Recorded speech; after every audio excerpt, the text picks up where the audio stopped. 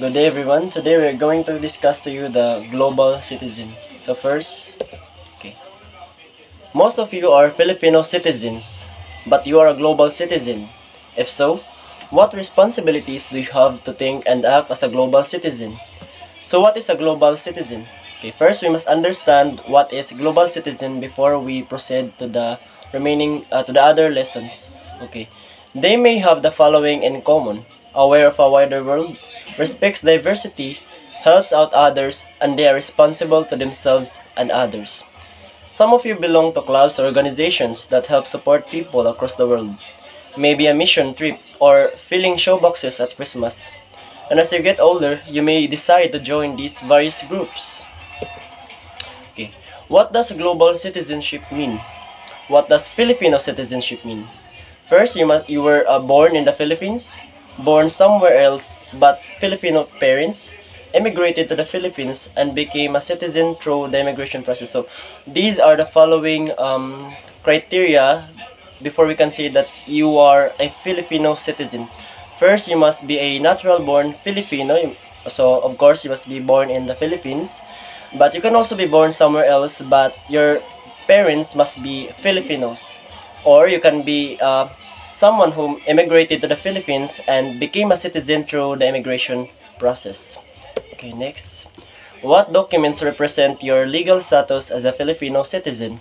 First, you must have a Philippine passport, of course, Philippine birth certificate that proof that you are a natural-born Filipino. You must have a national ID, of course, and in the Philippines, your citizenship can be defined and checked with these legal recognition comes specific rights and responsibilities. So if you are a natural-born Filipino, or if you are a Filipino citizen, you must have these following rights and responsibilities. Okay, we have some rights of Filipino citizens. First, you have the right to equal treatment before law and under the law without discrimination. So, okay. Next is participate in political activities, be presumed innocent until proven guilty, enter and leave the Philippines, use either English, Tagalog, or Bisaya to communicate with the Philippines government and certain provincial governments. So, first we have equal treatment before law and under the law without discrimination. So, what does it mean? It simply means that we have an equal opportunities and rights, just like to other fellow Filipino citizens. No, we have access to healthcare, we have access to education, to free education, and we have also the second is participate in political activities. We have also the right to participate in the political activities such as exercise our right of suffrage, our right to vote when election day. So that's also belong to our rights as a Filipino citizen. Next is be presumed innocent until proven guilty. So in the Philippines we have due process, which means you are not guilty, you're innocent unless until proven guilty. So which means that you have the rights to object if there are unconstitutional that you may feel that your rights were violated. If you have, let's say you have a case, so it is one of our rights that you must not be guilty unless you must be innocent unless until you're proven guilty. So which means that they must have evidences to support that you were guilty and prove that you do such act or crime before you will be imprisoned. Next is enter and leave the Philippines. So even though you are a Filipino citizen, you have the free will, you have all the rights to leave the Philippines. Of course, you either for education, for work, and for immigration, you have the rights to leave the country also. Next is use either English, Tagalog, or Bisaya to communicate with Philippines government and certain provincial governments. So this simply means that you can use the following languages or any languages as long as you are comfortable with it and that they can understand you. So you can use English, Tagalog, Bisaya. So you're free to use your binocular language as well. Next is, of course, if you have rights, we also have our responsibilities as a Filipino citizens. First, we must understand and obey the Philippine laws, of course. Next is participate in Philippines' democratic political system, vote in elections, allow other Filipinos to enjoy their rights and freedoms, appreciate and help preserve Philippines' multicultural heritage. Okay, so these are just some of the responsibilities of being a Filipino citizen. So, of course, first we must understand and obey the Philippine laws because we live in a country with such laws and regulations, so we must obey for it in order to have a peaceful country. Next is participate in Philippine democratic political system, so which means that we as a Filipino citizens must participate in political systems such as exercising our votes, just like what I've mentioned earlier. So we must of course vote during elections. We must always exercise our right to vote. Next is allow other Filipinos to enjoy their rights and freedoms. So even though we have our own rights and freedoms, we must always acknowledge that other Filipinos have their own freedom and rights as well. So we must not we must not forget that everyone should have their rights and freedom to do so. Next is appreciate and help preserve Philippines' multicultural heritage. So of course we must appreciate and help preserve the Philippine multicultural heritage because we are one of the Filipino citizens who live in the country. So we must always be appreciative of our own culture, our own traditions. No. Okay. Next is deciding to be a global citizen. If you were born in the Philippines, you are a Filipino citizen, but you were also born on Earth. So does that automatically make you a global citizen? Being a world citizen is a way of thinking, and acting.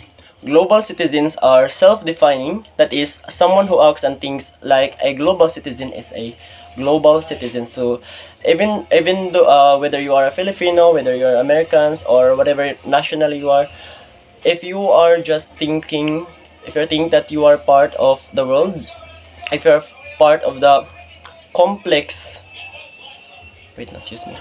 global systems, which means you are considered as a global citizens because it's stated here that global citizens are self-defining. So it means that it doesn't have that specific definition. It is self-defining, which means that it depends on your acts. If you are one who acts and thinks like one, then therefore you are a global citizen.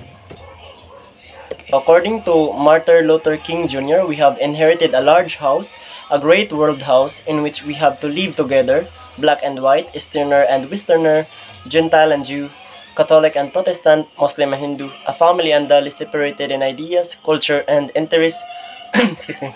All because we can never live again apart, must learn somehow to live with each other in peace. Okay. Next, we have demonstrating your global citizenship. People can show their status as global citizens in various ways. You could first help out victims of the tsunami in Asia, become a social activist and warn people about some of the dangers of some aspects of economic globalization. Third, fill out shoeboxes for others at Christmas. Okay. So first we have these are some of the ways that we can demonstrate our status as, or show a status as a global citizen. So these are only a few, but we have so many ways that we can demonstrate our global citizenship as well. Okay, next. To continue our lesson, let's proceed to the identifying the global citizen. Though you are automatically a citizen of the country you were born in, you must still apply for a passport. This means you agree to the terms and conditions your country has established for citizenship. For example, Oxfam, an international NGO working to eradicate poverty, describes a global citizen as someone who is aware of the wider world, respects and values diversity, is willing to help others, accepts responsibility for his/her actions. The next one is no more us versus them. A large portion of history has seen citizenship focus on those who belong and those who did not, us and them. Examples are endless: women trying to gain more of a political voice, minorities trying to fight for freedom of discrimination. Global citizenship transcends the ideas of insiders and outsiders. Anyone, anywhere can be a global citizen. Civil society includes non-governmental organizations or NGOs, and they try to bring attention to issues that occur around the world. It could be to stop whaling in Japan and China, to protest against Nike and their use of sweatshops. Critics of NGOs argue that they only focus on one issue and they ignore the global complexities. For example, when Nike closed down shop in Indonesia and Cambodia, thousands of people were out of work and therefore they had no income. What does a global citizen do? Acting like a global citizen means to assume responsibility for making globalization work in a way that benefits as many people in as many situations as possible. Work collaboratively to respond to global events, act locally, and think globally. Correcting injustices, global citizens see beyond the immediate.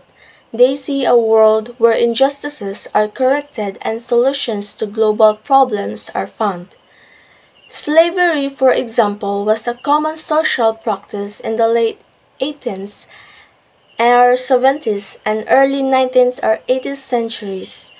Many Europeans believed slavery was acceptable, but starting with Britain, this idea began to change.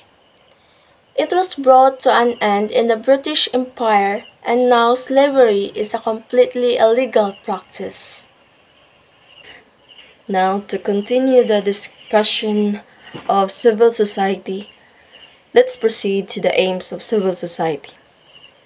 The aim of civil society is to raise awareness of highly focused and specific ideas, concerns, and programs that the group is advocating and working to have implemented. Greenpeace, for example, is working around the world to bring an end to the hunting of whales. This environmental organization has organized demonstrations in Japan, Nicaragua, China, and other countries that continue to support whaling. Now, based on my research, the element of civil society was developed during 1980s in Europe by the political opposition.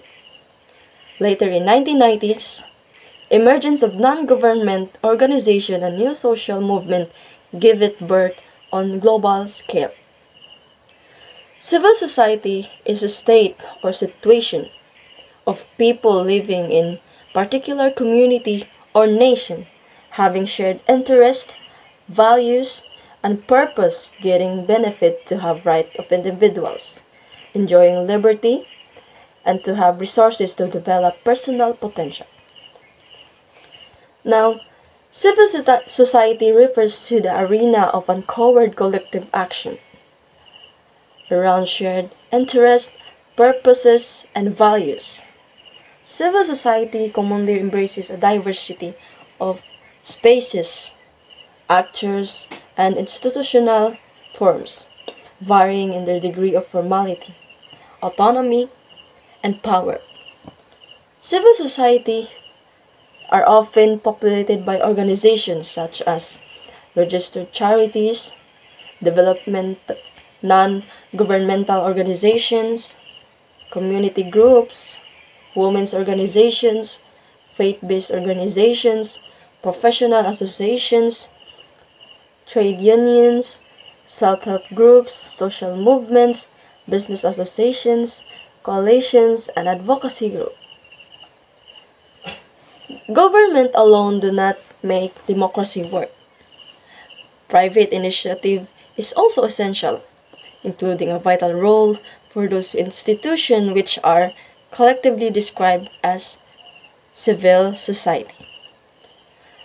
Now, taking the above definition, we derive from three major elements of civil society. These are the diversity, the non-government organization, democracy. Now, let's take into the diversity first. It means that diversity is the understanding that each individual is unique and recognizing our individual differences. This can be along the dimensions of race, ethnicity, gender, sexual orientation, socioeconomic status, age, physical abilities, religious beliefs, political beliefs, or other ideologies. It is the exploration of these differences in a safe, positive, and nurturing environment. It is about the understanding of each other and moving beyond simple tolerance to embracing and celebrating the rich dimensions of diversity contained within each individual. Now let's proceed to the non-government organization. A non-government organization is, or NGO, is a legally constituted organization created by private organizations or people with no participation or representation of any government. In the cases in which NGOs are funded totally or partially by governments, the NGO maintains its non-governmental status insofar as it excludes government representatives from membership in the organization. And the last element, the democracy. This refers to how an individual understand of what is right and what is wrong. The structure of democracy. There is need to set up the structure of democracy, how a particular structure formed under a particular civilization is applicable to another nation having different civilization, and how people should be aware of the power of democracy. Now let's proceed to the opposing views of civil society. Some critics of civil society says that the aims of groups involved in the sector are too narrow and too focused on single issues. Critics say that the groups ignore the complexity of the issues involved. In 1990s, civil society groups waged a successful campaign against Nike for using sweet shops to manufacture their products. As a result, Nike stopped manufacturing goods in Indonesian and Cambodian sweet shops. But when the company moves elsewhere, thousands of people were thrown out of work, and the families of the newly unemployed workers suffered great hardship. Now, what is my role in the globalizing world?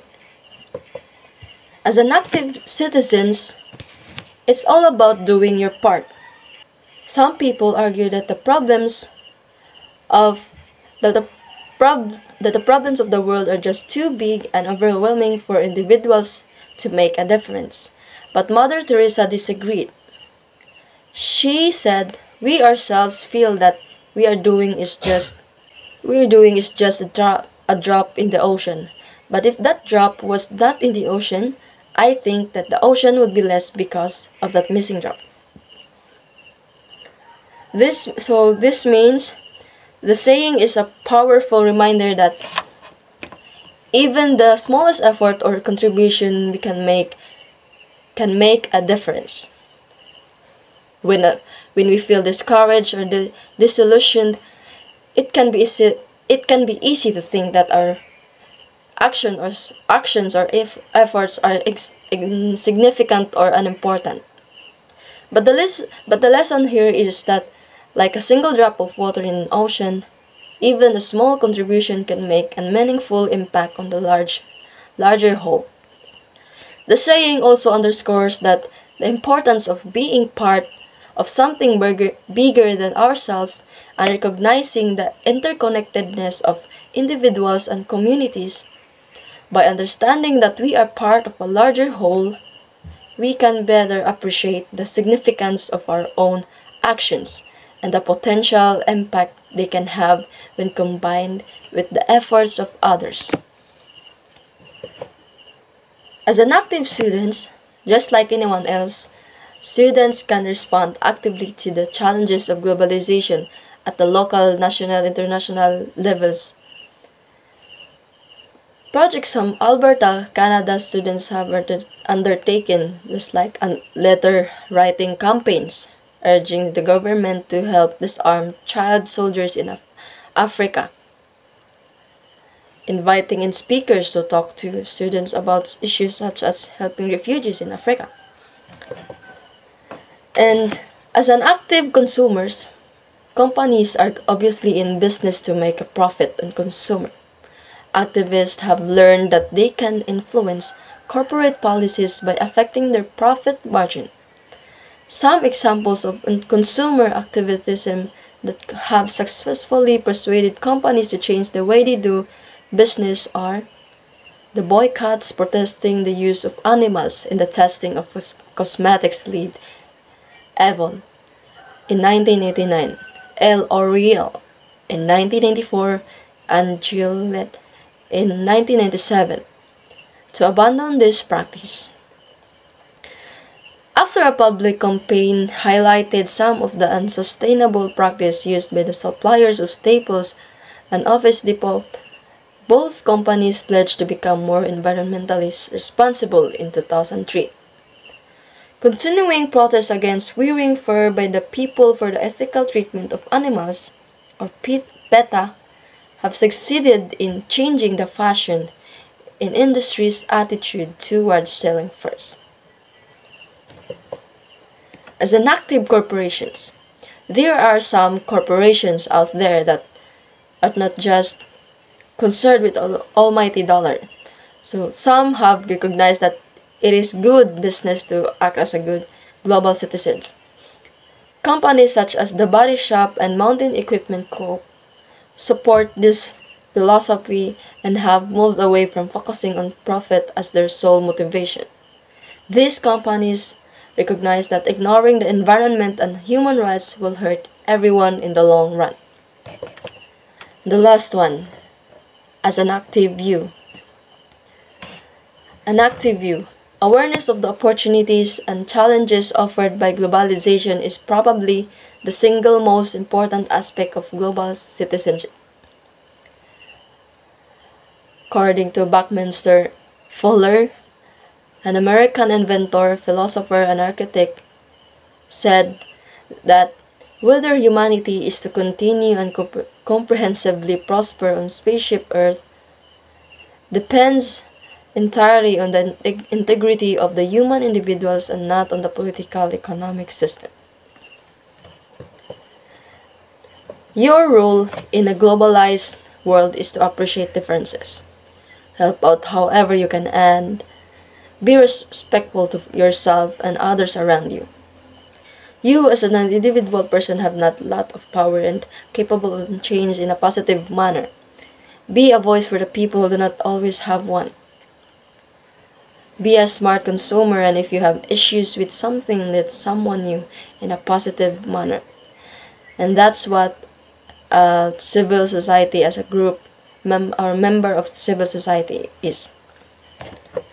And that would be all in our group reporting about the global citizenship